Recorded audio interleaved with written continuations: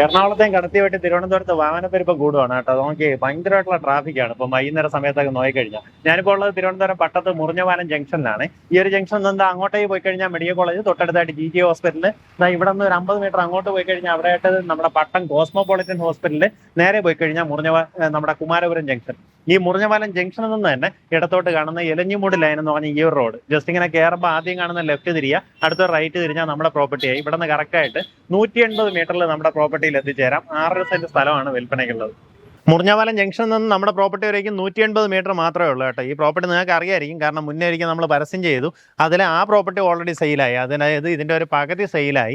ഇപ്പുറത്തെ ഹാഫ് ശരിക്കും പറഞ്ഞാൽ അഡ്വാൻസ് ആയതായിരുന്നു. പക്ഷേ അവർക്ക് ബാങ്ക് ലോണും കാര്യങ്ങളും റെഡി ആവാത്തതുകൊണ്ടാണ് ഇതിപ്പം വീണ്ടും ഓപ്പൺ ആയിട്ടുള്ളത്. ടോട്ടലായിട്ട് 6 സെന്റ് സ്ഥലമാണുള്ളത്.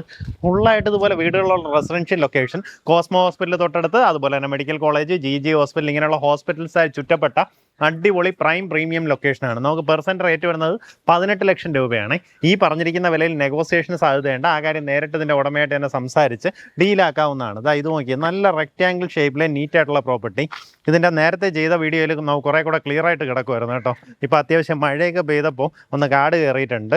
നമുക്ക് ഈ റോഡ് ലെവലിനെക്കാട്ടും കുറച്ചൊന്ന് ഉയർന്ന് ഈ രീതിയിലാണ് പ്രോപ്പർട്ടിയുടെ കിടപ്പ്. അപ്പോൾ താല്പര്യമുള്ളവർ താഴെ കാണുന്ന നമ്പറിലേക്ക് വിളിച്ച് നേരിട്ട് തന്നെ ഡീലാക്കാവുന്നതാണ്. പെർസെൻറ്റ് റേറ്റ് വരുന്നത് 18 ലക്ഷം രൂപയാണ്.